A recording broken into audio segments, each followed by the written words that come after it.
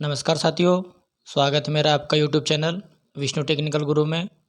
आज हम आपके लिए मध्य प्रदेश के कर्मचारी और अधिकारियों के डीए संबंधित एक महत्वपूर्ण अपडेट लेकर आए हैं, जिसमें किस श्रेणी के कर्मचारी का कितना % डीए बढ़ेगा।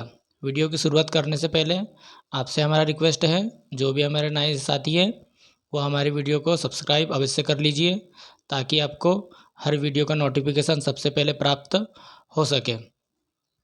वीडियो की शुरुआत करते हैं साथियों। मध्य प्रदेश में 3 साल में 30% बढ़ेगा कर्मचारी और अधिकारियों का डीए। वित्त विभाग ने तय की लिमिट 2028-29 तक 94% तक होगा महंगाई भत्ता। मध्य प्रदेश में अधिकारी कर्मचारियों को अगले 3 साल में 30% तक महंगाई भत्ता बढ़ेगा।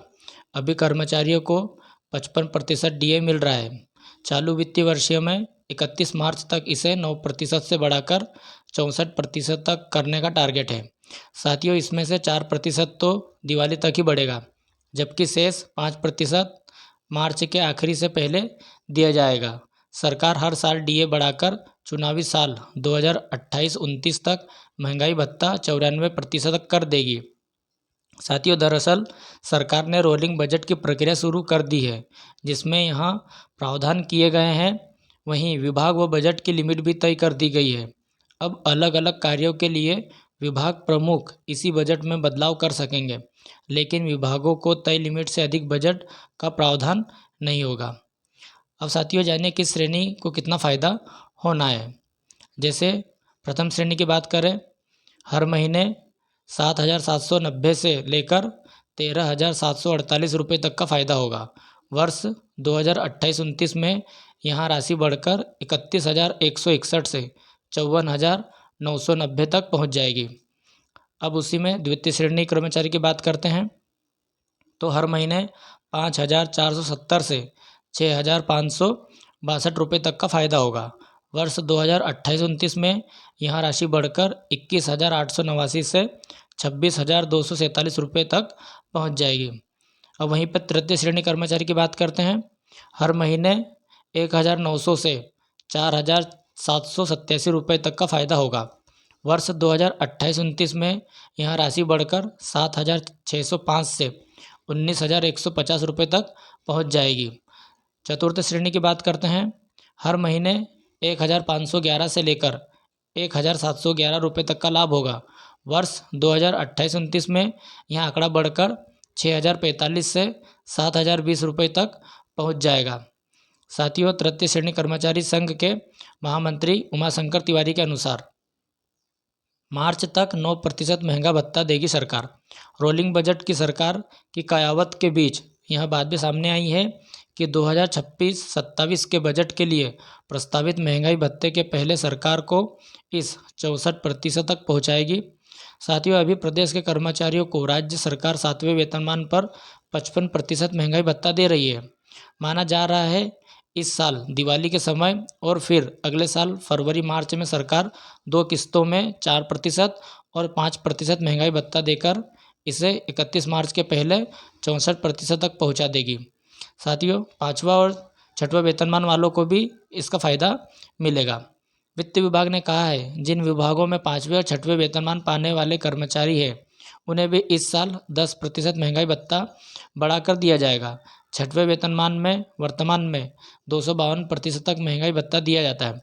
इसके आधार पर वर्ष 2026-27 में 265%, वर्ष 2027-28 में 280% और वर्ष 2028-29 में 295% महंगाई भत्ता दिया जाएगा। इसके हिसाब से विभागों को रोलिंग बजट में प्रावधान करना होगा। प्रदेश सरकार की उपक्रम निगम मंडल में काम करने वाले कर्मचारियों को भी इसी तर्ज पर महंगाई भत्ता दिया जाना है। शासन राज्य शासन में प्रतिनियुक्ति पर कार्यरत 5वें वेतनमान प्राप्त कर्मचारियों को वर्तमान में 315% भत्ते के मान से महंगाई भत्ता दिया जाता है। इसी के आधार पर वर्ष 2026-27 में 325% और 2027-28 में 335%, वर्ष 2028-29 में 345% के हिसाब से बजट प्रावधान किया जाएगा। सरकार ने तय की बजट की लिमिट वित्त विभाग ने विभागों को रोलिंग बजट तैयार करने के निर्देश दे दिए हैं।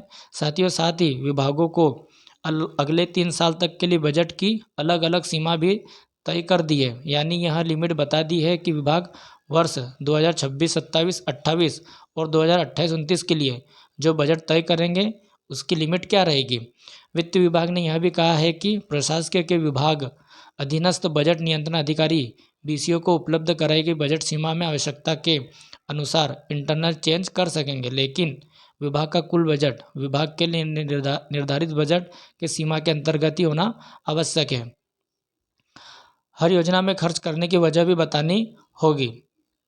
वित्त विभाग पहले ही यह कह चुका है कि अब हर योजना के लिए स्पष्ट करना होगा कि उस पर खर्च क्यों किया जा रहा है, उसका लाभ किससे होगा और उसका सामाजिक व आर्थिक स्तर क्या होगा। साथ ही यह भी कहा गया है कि विभाग की नई योजनाओं के प्रस्ताव 31 अक्टूबर तक लिए जाएंगे।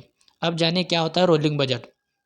रोलिंग बजट के अंतर्गत आर्थिक बदलाव, डिमांड चेन में व्यवधान या ग्राहक डिमांड में परिवर्तन के अनुसार शीघ्रता से बजट समायोजित किया जाता है।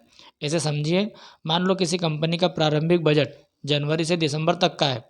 एक महीने में बीत जाने के बाद जनवरी के अवधि पूरी हो जाती है तो कंपनी अगले जनवरी के लिए एक बजट जोड़ देता है, जिससे उसके अभी भी 12 महीने की योजना अवधि बनी रहती है। यह चालू वर्ष के फरवरी से अगले वर्ष तक के जनवरी तक होती है। त्योहार के पहले मध्य प्रदेश के सभी अधिकारी और कर्मचारियों के लिए डीए बढ़ जाने से बहुत ही बड़ा लाभ प्राप्त होगा तथा उनका महंगाई से लड़ने में बहुत बड़ी मदद मिल जाएगी। काफ़ी हेल्प हो जाएगा क्योंकि महंगाई बढ़ती जा रही है और ऐसे में डीए बढ़ जाने से सभी अधिकारी कर्मचारियों को सीधे उनके वेतन में लाभ होगा और महंगाई से उनको निजात मिल सकेगा। साथ ही उम्मीद करते हैं ये वीडियो आपको ज़रूर पसंद आया होगा।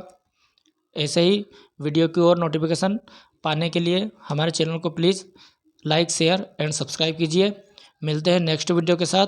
जय हिंद, जय भारत।